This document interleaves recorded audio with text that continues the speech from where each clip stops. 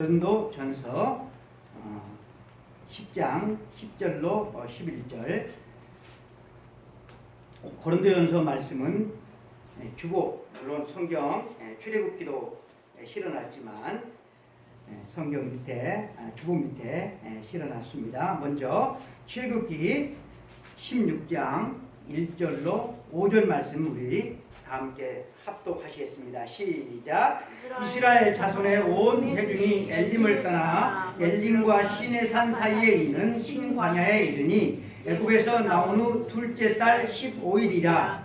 이스라엘 자손 온 회중이 그 광야에서 모세와 아론을 원망하여 이스라엘 자손이 그들에게 이르되 우리가 애굽 땅에서 고기 가마 곁에 앉아 있던 때와 떡을 배불리 먹던 때에 여호와의 손에 죽었더라면 좋았을 것을 너희가 이 광야로 우리를 인도해 내어 이 온 회중이 죽여 죽게 하는도다. 그때 여호와께서 모세에게 이르시되 보라, 내가 너를 위하여 하늘에서 양식을 비같이 내리리니 백성이 나가서 일용할 것을 날마다 거둘 것이라. 이같이 하여 그들이 내 율법을 준행하나 아니하나 내가 시험하리라. 여섯째 날에는 그들이 그 거둔 것을 준비할지니 날마다 거두던 것에 갑절이 되리라. 그 다음에 고린도전서 10장 10절로 11절입니다. 시작. 그들 가운데 어떤 사람이 원망하다가 멸망시키는 자에게 멸망하였나니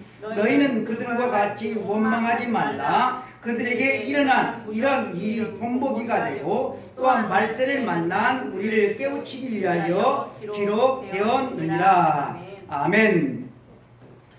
우리가 읽은 이 말씀을 근거로 해서 성공한 인생, 우리 모두가 성공한 인생이 되기를 원하는데 성공한 인생이라고 하는 제목으로 말씀을 통해서 큰 은혜를 받도록 하겠습니다. 제가 초등학교 다닐 때 교과서에 실렸던 유명한 이야기인데요. 아마 여러분들도 다 이렇게 알고 계실 이야기일 것 같은데, 네덜란드라고 하는 나라는 이 나라가 이 바다보다 낮은 곳들이 참 많대요. 저는 가보질 않아서. 그래서 바닷물이 이렇게 자주 이렇게 넘어온다는 거예요. 그러니까 많은 부분이 이게 침수가 될 수밖에 없어서, 그래서 그 나라 사람들이 이 나라에서 살기 위해서 취한 방법이 뭔가 하면 뚝을 높이 쌓은 것이에요. 그래서 이 네덜란드 사람들에게 있어서 이 뚝이라고 하는 것은 그들의 생명선과 같은 거예요. 이 뚝이 무너지면 안 되는 거예요. 근데 어느 소년이 뚝 위를 걷다가 그 뚝에 작은 구멍이 나서 그 구멍으로 물이 새 나오는 것을 보게 되었어요. 그 물 구멍을 이렇게 지켜보던 이 소년이 이걸 가만히 놔두면 점점 이 구멍이 커져가지고 큰일 날 것 같았어요. 뚝이 무너져 내릴 것만 같았어요. 그래서 이 소년은 어떻게 할까 고민을 해죠. 주변에 사람들이 있는가 하나도 없어요. 그렇다고 해서 동네까지 뛰어가서 동네 사람들을 데리고 와서 조치를 취하자니 너무나도 어때요? 거리가 멀어요. 그래서 이 소년이 취한 방법은 자기 손가락으로 그 구멍을 막는 것이었어요. 그런데 물이라고 하는 것이 어때 계속 막아도 구멍이 커질 수밖에 없잖아요. 그래서 주먹이 들어가고 결국은 자기 팔뚝이 들어가서 그 구멍을 막았어요. 다행히도 동네 사람이 이 소년을 발견하고 그 뚝을 수리해서 큰 피해를 막았다라고 하는 그러한 이야기인데요. 이 이야기의 초점이 뭔가 하면 이 소년의 희생정신이죠. 소년, 어른도 아니고 소년인데 큰일 나면 이 소년이 죽을 수도 있는데, 그런데 저는 이 희생정신뿐만 아니라 아무리 튼튼하게 쌓아놓은 뚝이라고 해도 그 작은 물구멍 하나에 무너질 수가 있다라고 하는 그런 교훈을 제가 얻을 수가 있었습니다. 이 소년이 그 작은 물구멍을 말해요. 처음에는 손가락으로 그리고 점점점 팔뚝으로 이렇게 막았는데 이렇게 막지 않았더라고 한다면 이 구멍이 커지는 속도가 엄청 빨랐을 것이고 결국 그 전체가 무너져서 어마어마한 인명피해와 재산 피해를 입게 되었을 것입니다. 처음에는 별로 대단치 않게 보이는 것들, 처음에는 심각해 보이지 않는 그런 문제들, 그런 것들이 우리의 삶 가운데는 많이 있어요.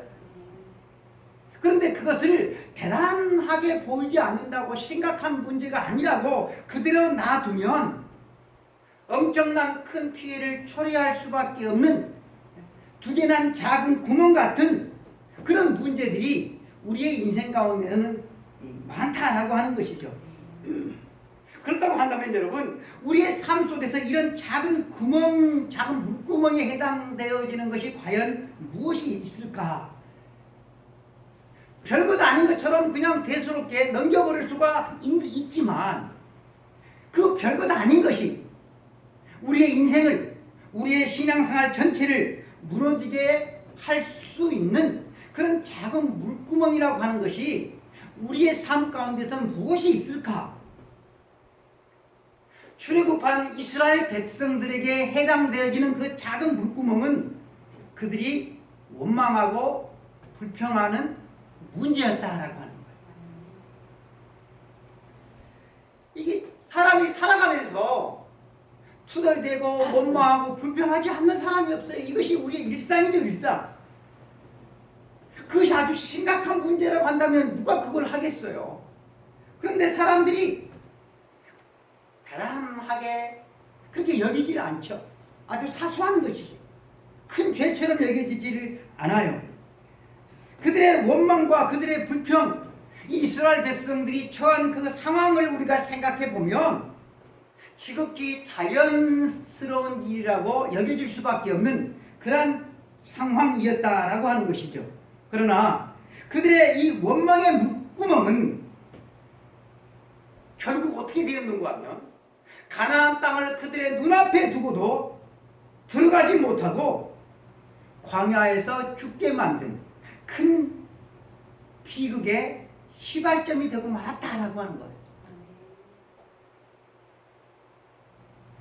매추감사주를 맞이하여서 이 작은 물구멍 같은 원망하고 불평하는 우리의 버릇이 결국 어떤 큰 죄로 자라나게 되는가, 이것을 우리가 살펴봄으로 말미암아 이 작은 물구멍 같은 이것을 좀 꽉 들어막아 가지고 우리의 삶 가운데서 하나님의 놀라운 은혜와 축복이 임하는 그런 복된 성공한 삶을 살아가는 우리 모든 성도가 되기를 원합니다. 아멘.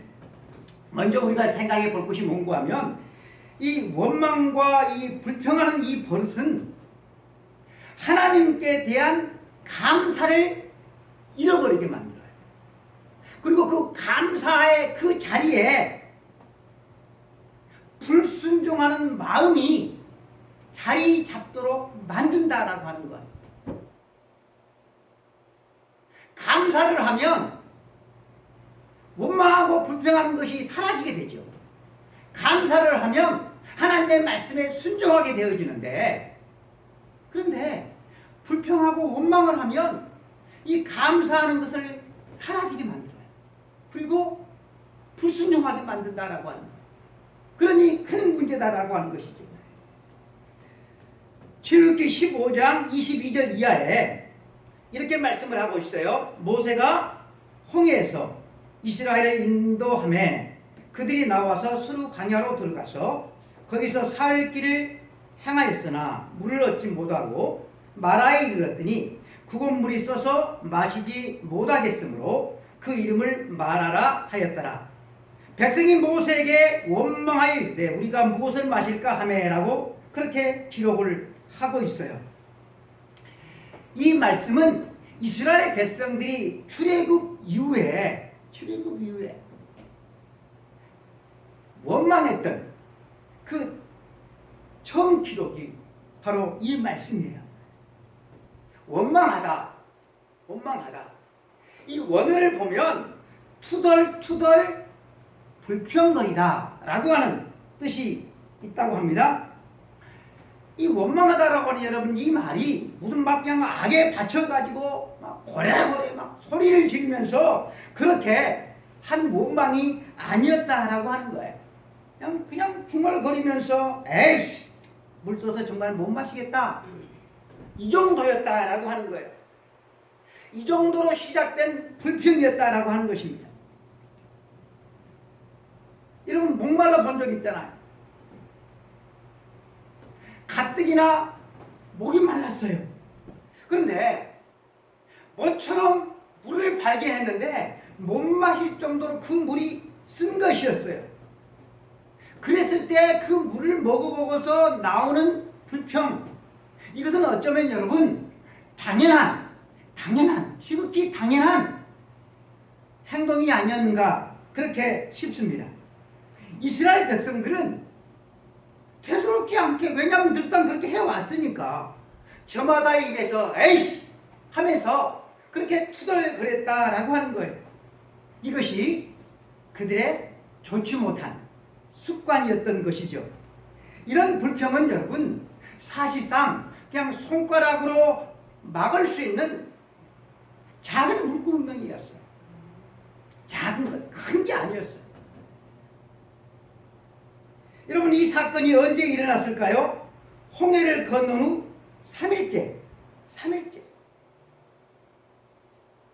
그러니까 3일 전에 어떤 사건이 있었죠? 홍해, 그죠? 홍해를 하나님께서 갈라서 마른 땅으로 그들이 홍해를 건넜어요. 세상에 그 홍해물이 어떻게 갈라집니까? 저희가 성지순례 가서 홍해를 봤거든요. 그 홍해물을 어떻게 갈라요?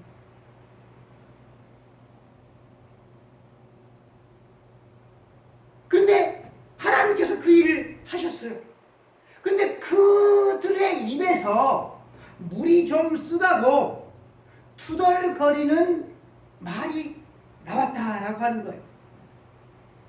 하나님께서 홍해를 가르신 이 놀라운 이 기적으로 말미암아 그들이 구원을 받았는데 그들이 그때 이렇게 누렸던 그 감격과 그 기쁨은 평생 죽도록 광야 생활을 내내 늘 기억하면서 그것을 감사하다. 그때 하나님께서 이런 놀라운 기적을 행하셨지.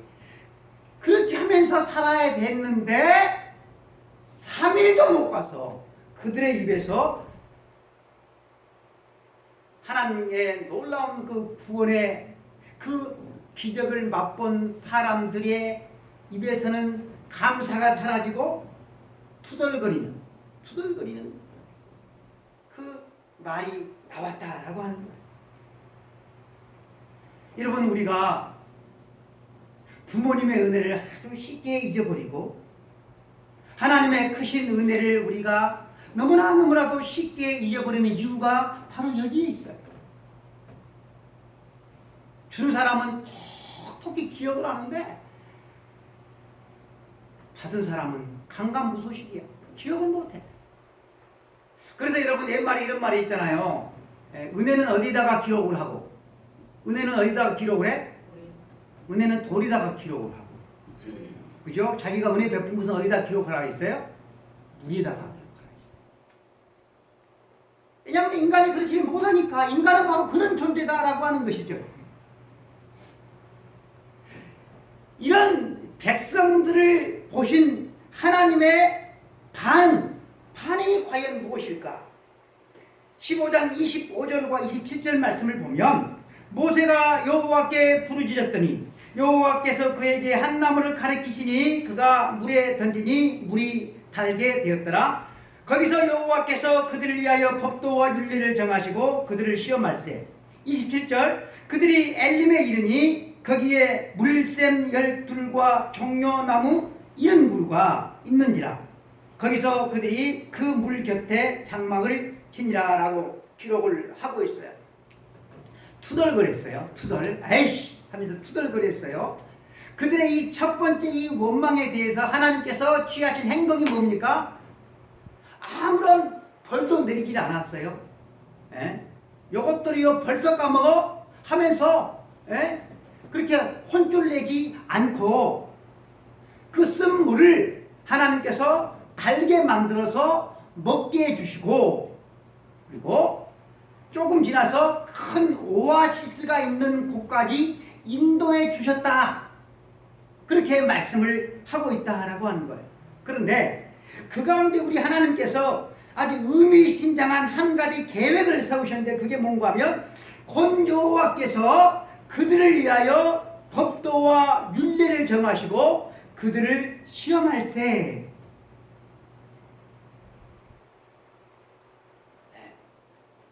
큰 구원을 체험하고서도 며칠 지나지 않아서 투덜거리는 이 이스라엘 백성들을 보면서 과연 이 같은 사람들이 앞으로 당신의 말씀을 얼마나 잘 순종할 수 있는지에 대한 테스트를 우리 하나님께서 해보고자 하셨다라고 하는 것. 원망을 잘하는 사람들이 얼마나 하나님의 말씀에 순종을 할 것인가. 여러분, 이것은 과거 하나님께서 이스라엘 백성들에게 하신 시험일 뿐만 아니라 오늘날 우리들에게도 실로 의미심장한 하나님의 말씀이 되는 거예요. 얼마나 하나님의 말씀에 순종하는지 내가 테스트해보겠다라고 하는 거예요. 여러분, 우리 하나님은 어제나 오늘이나 영원토록 변함없으신 하나님이셔요.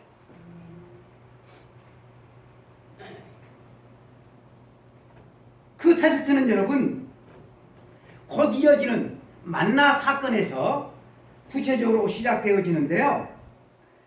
우리가 16장 1절로 5절 말씀을 읽었는데, 그 4절 말씀에 그때 여호와께서 모세에게 이르시되 보라, 내가 너희를 위하여 하늘에서 양식을 비같이 내리리니 백성이 나가서 일용할 양식을 날마다 거둘 것이니라. 여기까지만 되면 얼마나 좋아요. 여기까지만 있으면 얼마나 좋겠습니까? 근데 그 뒷말씀이 있어요. 이같이 하여 그들이 내 율법을 준행하나 아니하나 내가 시험하리라. 시험한다.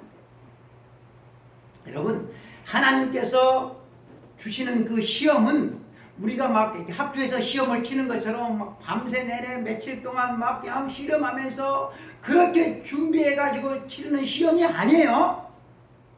하나님께서 주시는 시험은 어렵지 않아요. 절대 어려운 게 아니에요. 하나님께서 이스라엘 백성들에게 만나를 식량으로 내려주시는데 두 가지를 말씀을 하셔요. 그것은 너희들이 이 만나를 매일 아침에 나가서 거두라.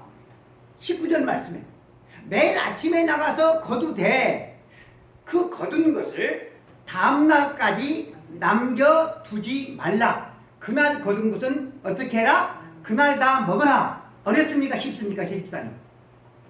제 집사님은 쉬워요? 어려워요? 예? 어려운 거 아니에요? 네. 두 번째는 뭔고 하면 안식일 날에 양식을 위해서, 안식일이 7일째니까 6일째는 2배를 거두고 2배, 그리고 안식일에는 이 만나를 거두러 나가지 말라라고 22절에 말씀을 하고 있어요. 여러분, 이 두 가지 테스트가 어려운 게 아니죠. 그런데 여러분, 이 테스트의 결과가 어떻게 나왔을까요? 아주 실망스러운 것이었어요. 첫 번째 하나님께서 내리신 그 결과는 20절 말씀에 그들이 모세의 말을 순종치 아니하고 더러는 아침까지 두었더니 벌레가 생기고 냄새가 난지라.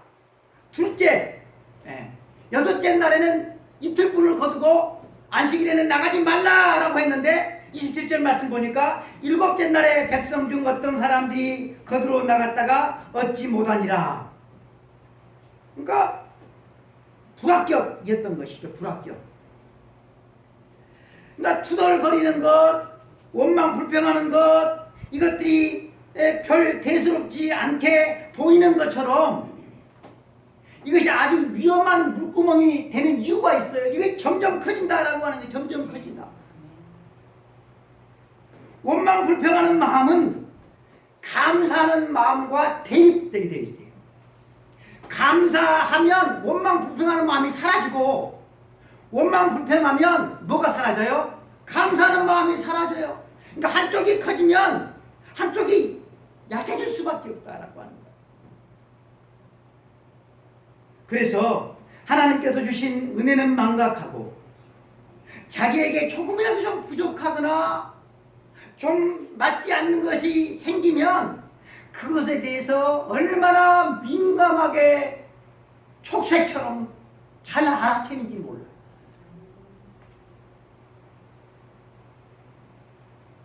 불평자라는 조인치고 주님의 은혜에 감사하면서 살아가는 교인들 혹시 여러분들 보셨습니까? 불평자라는 여러분 교인들 치고 순종하는 교인들 혹시 보신 적 있으십니까? 여러분 결코 그럴 수 없는 이유는 이 원망하고 불평하고 막 투덜대고 이런 마음이 감사하는 마음, 순종하고자 하는 마음, 이런 마음을 다 먹어버리기 때문이다라고 하는 거예요. 감사는 구원받은 은혜 입은 성도의 가장 기본적인 신앙 반응인데, 가장 기본적인 것인데, 여러분 이것이 없다고 한다면 그 신앙은 살아있는 게 아니고 죽어있는 것이에요. 죽어있는 거예요. 여러분 감사 없는 마음은요, 이게 교만한 마음이고요, 족한 줄을 알지 못하는 무적행과 같은, 지옥과 같은 마음, 그 마음이 바로 감사가 사라진 마음이다라고 하는 거예요. 그래서 한 호멜씩 거두고 아침까지 남겨두지 말라라고 그렇게 모세가 분명히 말씀을 했는데도 불구하고 내일은 만나가 안 내릴지도 몰라. 만나 안 내리면 우리가 또 뭐 먹고 살아? 밥만 먹고 밥만 남겨두자 해서 남겨뒀다라고 합니다. 안식일에는 어때요? 나가지 말고 그 전날 2배를 거두라 했어요. 그래서 어때요? 2배를 거뒀어요. 그 다음날은 그러면 안 나가야지. 아이고 이때다 이때. 남들이 안 나갈 때 우리가 왕창 거둬버리자. 그런 마음으로 여러분 안식일에 나갔다라고 하는 거예요. 여러분 교회를 시끄럽게 만들고 화평을 깨는 사람들이 어떤 사람들인 줄 아십니까? 이렇게 투덜거리는 사람들이에요. 불평거리는 사람들이에요. 예배 생활이나 기도 생활이나 헌금 생활을 잘하는 분들은 안 그래요. 그런데 그것을 대충 적당히 하는 분들이 그래요. 무슨 일만 생기면 예배 빼먹는 것을 대수롭지 않게 그냥 제껴버려요. 11조 생활 하긴 하는 것 같은데 대충 해요. 감사 생활 거의 안 해요. 마음이 만족을 모르는 무적인 것 같은 거.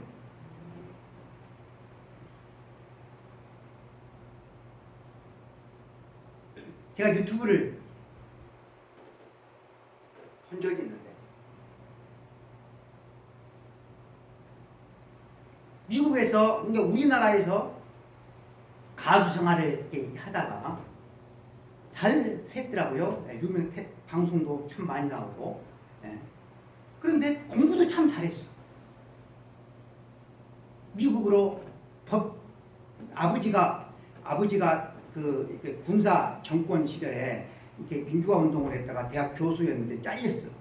그래서 이게 좀 이렇게 법을 좀 알아야 되겠구나 생각을 해가지고 미국으로 건너가서 공부를 열심히 정말 해가지고 변호사가 됐습니다.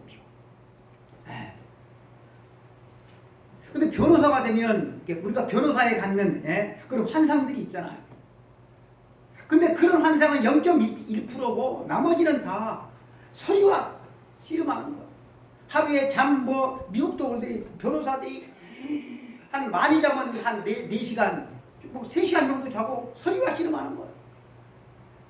내가 이러려고 내가 변호사 했나? 내가 이러려고 했나? 그러다가 난민에 관한 일들을 하다가 그 난민들이 당한 그 처참한 그 상황을 보고서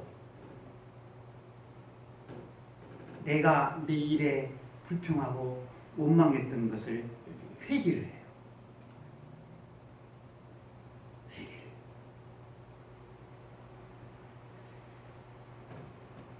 그런 감사는 우리가 이 마음이 여러분 이게 우리가 사라지지 아니하고 계속 유지하고 더 크게 만들 수 있는 것은 나보다 더 힘들게 살아가는 사람들을 자꾸 봐야 되는 거예요. 그런데 우리는 뭘 봅니까? 나보다 잘난 사람들만 봐.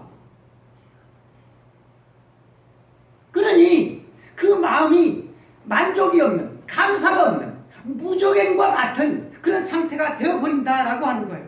여러분, 불평하는 입술에는 마땅히 하나님께 영광을 돌려야 될 감사가 있기 힘들고 결국 불순종하는 그런 것이 습관화가 되어서 심령이 화인 맞은 심령처럼 되어버린다는 사실을 우리가 깨닫고 내 입에서 막 투덜거리고 불평이 나오려고 하면 어떻게 하냐, 입을 틀어먹는 하나님의 거룩한 백성들 되기를 축복합니다. 아멘. 한번 해보세요. 아멘. 첫 번째로 우리 원망하고 불평하는 마음은 감사를 빼앗아 버린다고 했어요. 그리고 그 자리에 불순종하는 마음을 커지게 한다고 했어요. 또 하나는 이 원망하고 불평하는 마음은 하나님의 선하심을 의심하게 만들고 결국 하나님을 떠나게 만들고 하나님을 불신하게 만든다라고 합니다. 그들의 두 번째 원망은 본문 1절 후반절에서 나오는데요. 애굽에서 나온 후 둘째 달 15일이라 이스라엘 자손 온 회중이 그 광야에서 모세와 아론을 원망하여 이스라엘 자손이 그들에게 이르되 우리가 애굽의 땅에서 고기 가마 곁에 앉아 있던 때와 떡을 배불리 먹던 때 여호와의 손에 죽었더라면 좋았을 것을 너희가 이 광야로 우리를 인도해서 이 온 회중을 줄여줄게 하는도다. 출애굽을 1월 15일에 했거든요. 그런데 2월 이제 둘째 달 15일이 됐어요. 그러니까 이제 한 달 정도가 지났다라고 하는 것이죠. 한 달. 그러니까 출애굽할 때 가지고 왔던 식량이 어떻게 됐다는 거예요? 이제는 떨어질만 했어요. 그러니 그들이 투덜거리는 것이 이해가 돼요. 이해가 돼. 충분히 여러분 이해가 돼요. 하지만 그들의 원망의 단계가 이제는 한 단계 올라가요. 그저 아우 우리 있어서 못 먹었다. 아우 먹을 것이 떨어졌다. 먹을 것이 이 정도에서 투덜거리는 그 정도에서 올라갔어요. 어떻게 올라갑니까? 옛날 애굽 사람 밑에서 노예 생활을 하면서 먹고 살던 때가 그때가 훨씬 더 좋았다. 이 정도가 아니에요. 이 정도가 아니라 한 단계 더 나가요. 한 단계 더 나가.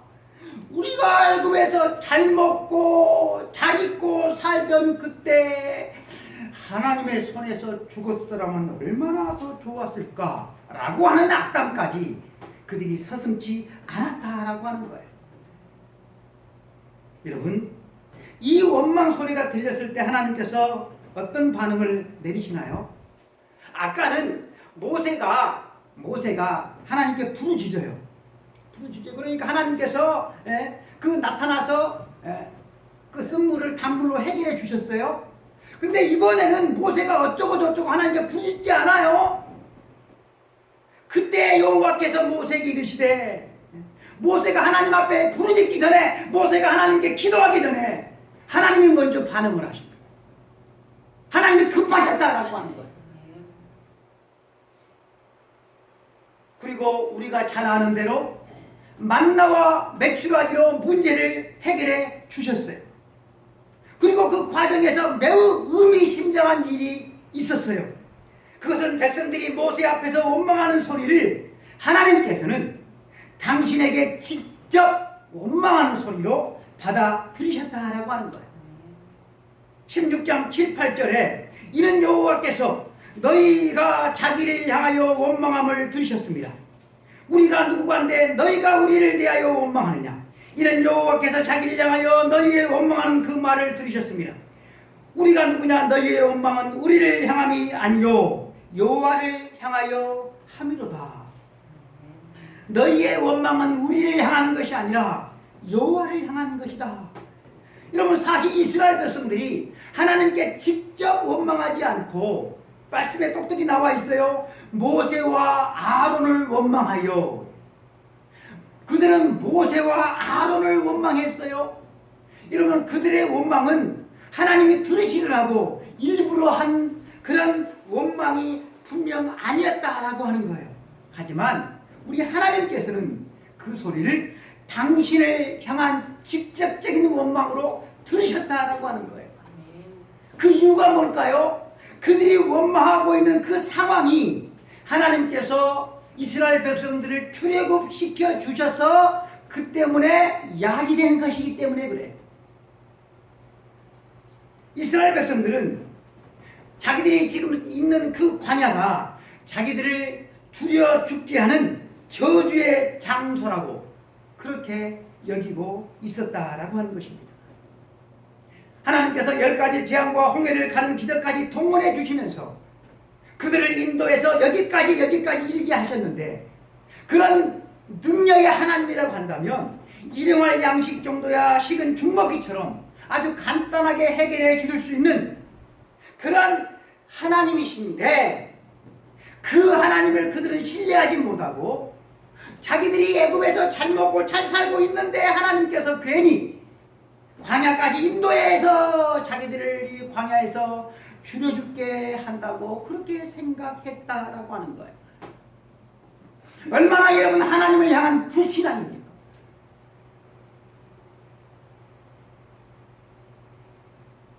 이스라엘 백성이 모세와 아론 앞에서 원망한 말이 하나님께 대한 직접적인 원망이나 다름없었던 이유가 그들이 원망하고 있는 그 상황이 하나님께서 출애굽시켜 주심으로 약이 된 것이라고 제가 말씀을 드렸어요. 그리고 또 하나의 그 이유가 있다고 한다면 그것은 그들이 원망하는 모세와 아론을 누가 세우신 거예요? 하나님이 세우신 거예요. 그러니까 하나님이 세우신 모세와 아론을 원망한다라고 하는 건 누구를 원망하는 거예요? 하나님을 원망하는 것이 되는 거예요. 때문에 여러분, 우리가 우리의 입술에서 이렇쿵 저렇쿵 뭐 이게 이유야 많이 있겠지만 투덜거리고 불평하고 원망하는 것이 심각한 문제가 된다는 사실을 우리가 알아야 돼요. 원망하고 사람이 투덜거릴 때는 자기가 원하는 대로 일이 잘 되고 있을 때 그런 사람은 미친 사람이죠. 그런 사람은 없어요. 뭔가 좀 삐끗하니까 부족하니까 그러는 것이죠. 근데 뭔가 좀 부족하고 좀 이게 마음에 들지 않고 그런 것이 있다 할지라도 여러분, 예수 믿은 후에 누리는 그 삶이라고 하는 것은 예수 믿기 전에 생활할 때와 비교도 할 수 없을 정도로 훨씬 더 좋고 여러분 행복한 것입니다. 그럼에도 불구하고 예수 믿는 사람들이 인생을 살아가면서 불평하고 그것을 버리지를 못하고 있다고 한다면 예수 믿기 전에 그 살던 그 삶을 이스라엘 백성들처럼 더 좋게 여기는 것과 여러분 다를 바가 없다라고 하는 거예요. 무엇보다도 신자 입에서 이렇게 불평하고 투덜거리는 이런 말들이 나오는 것은 직접적으로 내가 하나님을 향해서 하는 것이 아니라 할지라도 이스라엘 백성들과 같은 이유로 그것은 하나님을 향하여서 하는 것이기 때문에 아주 심각한 죄가 된다라고 합니다. 너무 살기가 힘들어서 혼잣말로 불평 막 하잖아요. 또 뭐 교회 생활을 하면서 뭐 이러쿵저러쿵 다른 교인들 앞에서 또 뭐 불만을 토한 뭐 그런 일들 우리가 하잖아요. 또 뭐 어떤 경우는 아유 뭐 예수 믿어도 뭐 잘 되는 것이 뭐 하나도 없다라고 그런 말들을 우리가 하잖아요. 그런데 그 모든 말들이 다 어때요? 하나님을 원망하는 그런 말이 된다라고 하는 거예요. 왜요? 우리가 원망하는 그 상황이, 그 환경이 다 하나도 빠짐없이 하나님께서 허락하신 것이기 때문에 그래요. 때문에 사랑하는 성도 여러분, 원망하고 투덜거리고 불평하는 버릇은 우리가 생각하는 것처럼 아주 가벼운 것이 아니고 훨씬 더 심각하고 치명적인 것이다 라고 하는 것입니다. 그래서 사도 바울은 우리가 본문에 읽었잖아요. 고린도전서 10장 10절 이하에 그들 가운데 어떤 사람들이 원망하다가 멸망시키는 자에게 멸망하였나니 너희는 그들과 같이 원망하지 말라. 그들에게 일어난 이런 일은 본보기가 되고 또한 말세를 만난 우리를 깨우치기 위하여 기록되었느니라. 말세를 만난 우리들을 깨우치기 위해서 본보기로 이 말씀을 여러분 기록을 했다라고 하는 거예요. 여러분, 우리는 부족한 것이 많아요. 우리 마음에 차지 않는 것도 많아요. 그런 것들 때문에 우리가 막 투덜거리고 불평하고 그런 버릇은 여러분 없습니까? 우리가 하나님 들으라고 일부러 하는 불평은 아니라고 할 수 있겠지만 그것이 습관처럼 우리의 입술에서 계속 나오고 있다고 한다면 그 심령은 하나님을 불신앙하고 있는 그런 상태가 되어 있다라고 하는 거예요. 많은 신자들의 신앙이 자라지를 못하고 또 삶이 본이되지 못하는 그 이유, 하나님을 믿어도 우리가 복을 받지 못하는 이유가 바로 이와 같은 투덜거리고 불평하고 원망하는 삶의 습관들을 우리가 버리지 못하고 있기 때문이다라고 하는 것입니다. 여러분, 맥주 감사절, 1년에 여러분 감사절기가 2번 있어요. 맥주 감사절, 추수 감사절. 이런 감사를 통해서 하나님은 우리가 감사를 회복하기를 원해요. 아무리 여러분 우리가 입술로 감사를 해도 그것을 실천하지 않으면 속된 말로 공연불이 될 수가 있어요. 일본의 우찌무라 간조라고 하는 유명한 신학자가 있는데요. 이 신학자가 이런 말을 했습니다. 하나님께서 주시는 저주가 있다면 질병도 실패도 배신당하는 것도 아니고 하나님이 믿어지지 않는 것, 성경을 읽어도 하나님의 말씀으로 들리지 않는 것, 그리고 또 하나가 있는데 감사하는 마음이 생기지 않는 것이다 라고 했어요. 지난주에 맥주 감사절 예배를 드린다고 광고하니까 여러분들의 마음에 무슨 마음이 들었는지는 모르겠어요. 감사하는 마음이 생기질 않아. 이렇게 감사하는 마음이 생기지 않는 사람을 로마서 1장 21절 말씀에 어떻게 기록하고 있는지 아세요? 그 생각이 허망해지며 마음이 미련한 마음이 어두워졌나니 라고 말씀을 하고 있어요. 그 생각이 허망해지며 미련한 마음이 어두워진 사람이다 라고 하는 거예요. 여러분, 인생의 성공이 어디에 있는 것입니까? 돈을 많이 가지는 것, 명예를 얻는 것, 지위가 높아지는 것, 물론 그것이 인생의 성공일 수 있어요. 하지만 감사하는 마음이 없다고 한다면 그 인생은 실패의 인생이다라고 하는 거예요. 그 인생 참으로 불쌍한 사람이에요. 불쌍한 인생이에요. 이 세상에서 여러분 감사할 수 없을 정도로 가난한 사람이 없다는 말 들어보셨을 것입니다. 감사할 수 없을 정도로 가난한 사람이 없어요. 그런데 감사하지 않고 살아간다면 그 인생은 저주받은 인생인 것입니다. 제가 장담하건대요, 그 사람 주변에는요 나이 들어갈수록 사람들이 떠나갈 거예요. 나이 들어갈수록 사람이 고독하고 외로우면 안 되는 거거든요. 그래서 사람이 고독해하는 거예요. 나이 들어갈수록 옆에 사람들이 계속 붙어야 돼요. 근데 감사가 없으면요, 외로운 인생, 쓸쓸한 인생, 고독한 인생이 될 거예요. 사랑하는 성도 여러분, 감사할 줄 안다라고 하는 것은 그 인생은 이미 성공한 인생인 것이요. 믿습니까? 감사할 줄 아는 인생은 그 사람은 성숙한 사람이에요. 하지만 여러분, 감사할 줄 모르는 인생은 실패 인생이고요, 미숙한 사람이에요. 우리 주변에 미숙한 사람들이 얼마나 많이 있는지 모르겠어요. 성숙한 인생, 성숙한 그리스도인들이 다 되시기를 축복합니다. 믿음에 굳게 서서 감사함을 넘치게 하라. 믿음에 굳게 서서 감사함을 넘치게 하라. 하나님은 사도 바울을 통하여서 우리들에게 말씀하십니다. 기도하겠습니다. 하나님 아버지, 감사합니다.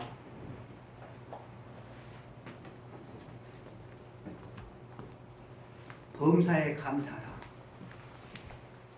이 말을 우리는 너무나도 잘 알고 있지만, 범사에 감사가 아니라 이스라엘 백성들처럼 투덜거리고 원망하고 불평하는 무조건과 같은 그런 심령이 되어 있지는 않습니까?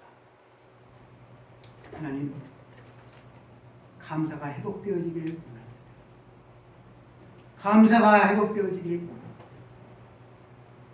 감사의 제사를 하나님 앞에 매일매일 드리며 살아갈 수 있는 하나님의 사람들이 되기를 주여 원합니다.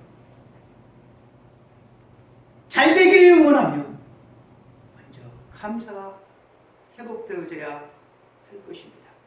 하나님, 우리 사랑하는 성도들 범사에 감사함으로 저들의 심령이 천국이 되어줄 수 있도록 도와주시고, 감사를 나눠줄 줄 아는 마음이 부유한 하나님의 사람들을 다 되어줄 수 있도록 우리 하나님 도와 주옵소서. 예수 그리스도 이름으로 간절히 기도드리옵나이다. 아멘. 지금은 우리의 구주가 되신 우리 주 예수 그리스도의 은혜와 하나님 아버지의 크고 크신 사랑하심과 성령님의 감동함과 역사 충만 내주하심, 감사의 인생을 살아가기를 원하는 우리 모든 성도들 머리머리 위에, 그들의 가정과 그들이 하는 모든 일들 위에, 우리 교회와 대한민국 교회 위에 이제로부터 영원까지 함께 있을지어다. 아멘.